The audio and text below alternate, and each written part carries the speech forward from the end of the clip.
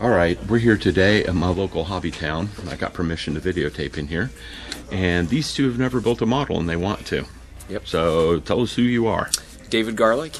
I'm Dallin Garlic. Okay. We're friends of John.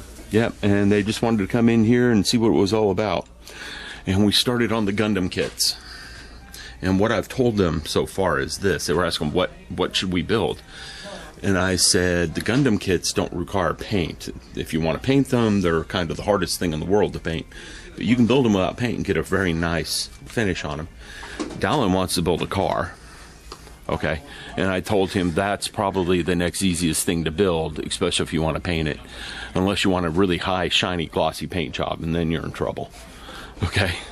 And David here hasn't told me anything yet what he would like to do. I'm still selecting here. There's too many choices. Right. Now, some of these armor kits are going to be very, very, very detailed. I got a big surprise out of these Revel kits when I opened one up and looked. Very detailed. But the armor kits aren't very hard to paint. Now, if you want to weather them and make them look dirty, then they get hard. Just painting them, making them look factory fresh isn't that hard because they're flat paint. Okay. The glossy paints is where you run into trouble. Okay. How are the helicopters to do? They're like the airplanes. You're probably going to get some bad seams here and there, especially the older kits. Okay. Now you want to challenge, get that Hind kit. It's probably got about 200 parts in it, maybe 300. Right, yes. That's got 200 or 300 parts in it, and it's tiny. Wow, that looks cool. Yeah. I have that one at home. I've opened it and looked at it. I want something for my desk. Put it out there on my desk. Right. Some of those Hasegawa kits are really nice. The what? The Hasegawa kits up there are very nice. And they're actually, but you can see even at 50% off what they cost. Oh yeah, these guys, this is $30 at 50% off. And a reason for that is the Japanese companies make good stuff. Now, my frustration with doing puzzles or models is, they always sell this as the picture, But it doesn't. but it never turns out like that. A lot of people say that. So we're hoping you make it right. It takes some work to do that. Now, the Star Wars kits up here, these are all pre-painted. Oh, okay. Those three are. So they're not real hard to do. Okay? And you gotta watch what you're getting. Again, some of these older Revel kits right here, I'd stay away from. Because you're gonna spend hours just puttying and filling seams. You mean where? Okay. So that they don't show when you paint it. Whereas the Hasegawa kits, you probably won't have to deal with that, and that's why they're so expensive. Gotcha. You're paying for what you get, It's like buying an old Yugo car versus buying a BMW. So I've never. Okay, so Hasegawa? That's the more. Plus, you've got different scales. This is a 1/48 scale, and this is probably a 1/72. I don't know. It's not saying right off hand, but with the 50% off, $25, that's not so bad. Okay. What's our budget? We didn't talk about that one. You want that on film? So, again, you just got to watch what you're getting.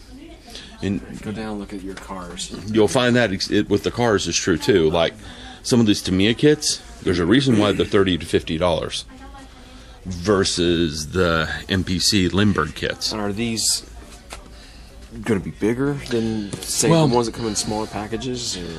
I have two Lamborghini kits. One is a Tamiya, and one is an MPC. And you set them side by side, and you can tell the difference immediately by looking at them. How much better the Tamiya kit looks. But, again, it's a $50 kit versus a $20 kit.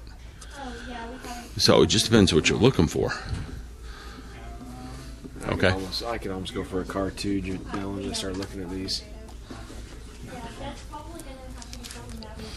That's going to be one of the easier kits.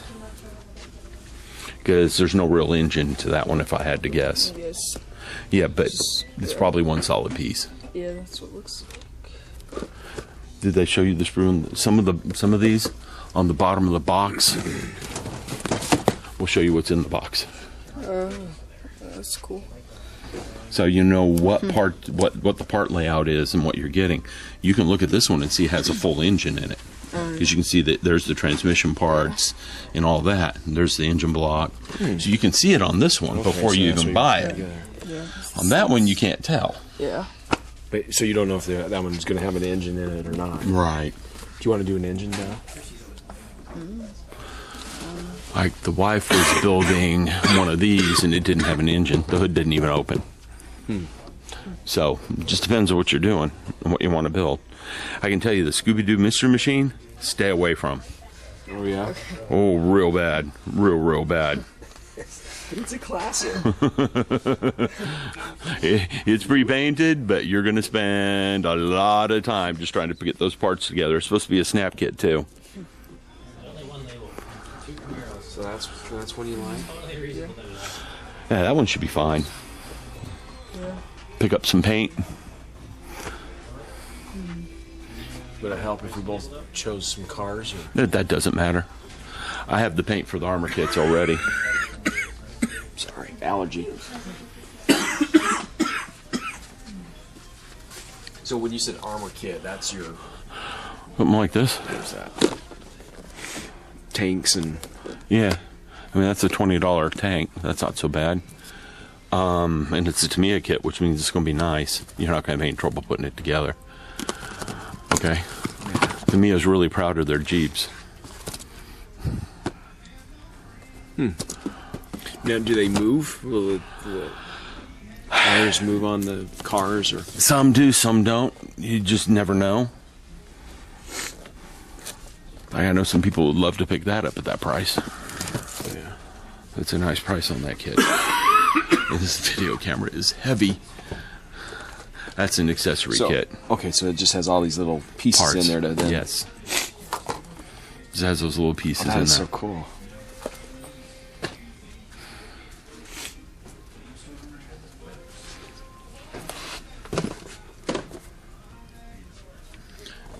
House of Gawa there.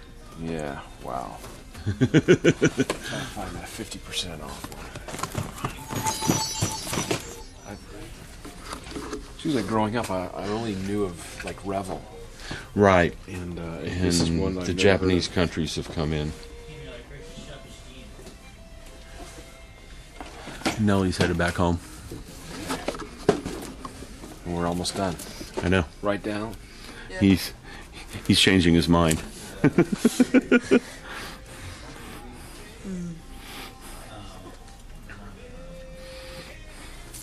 Is that the only helicopter? Huey? Probably. They're not very, very popular. Well, you got the Hind that was down here. Yeah, but you're going to need eyeglasses, magnifier lenses for that thing. I promise. I got that at home. That very exact kit. Wow. It's got tiny little parts in Yeah, it. that is a problem where I'm starting to use... Well, that's cool. Yeah. That's going to be all decals.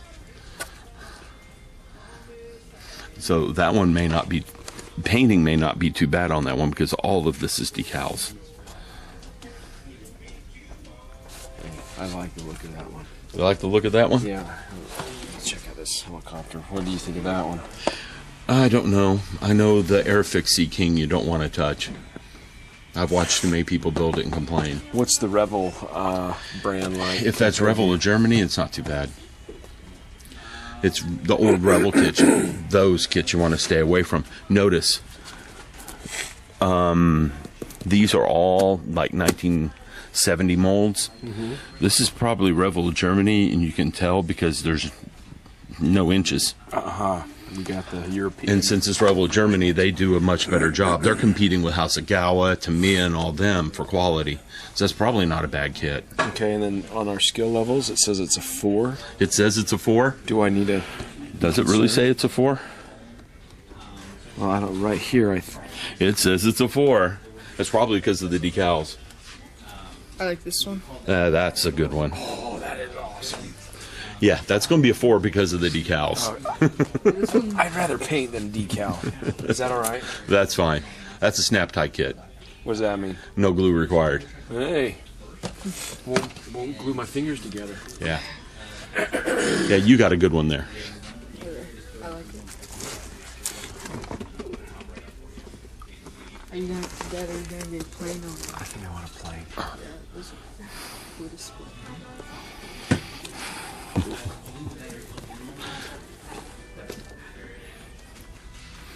Tomcats. Holy smoke.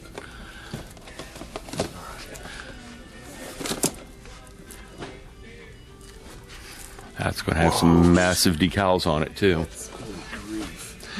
Yeah. Okay, help me with the plane.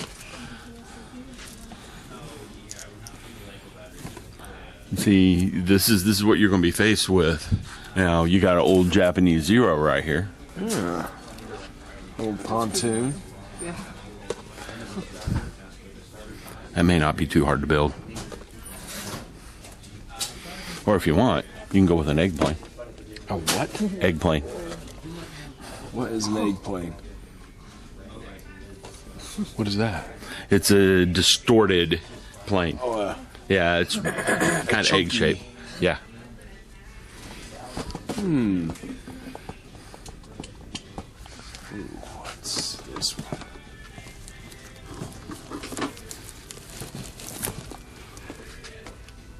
That looks pretty cool. Shark teeth. Yeah. Look at all these. Rocket launchers. Yeah. Pushing off that. What do you think, Captain? That's not too bad. Also have this one here. More modern. That's pretty cool. So 1/72nd scale, what? It means times it by 72 and it's... No. It's 1/72nd a size of the real one. And that one's probably 1/72nd scale too by size of the box. It may not be. It may be 1/48. A 148? Yeah. But this is a much smaller plane than that in real life, so... Which one would you do now? I don't know. You want to know which one I think would be easier? Which one? This one. The one That's- does look pretty cool. That's the one It's I wanted older. to do. All right. The older ones are cool. All right. Then we are going to call this quits. We're going to pay for these things and get out of here. Awesome. All right. So, And then the fun begins. yes, where we get to build them. All right. Say bye, everyone. See ya.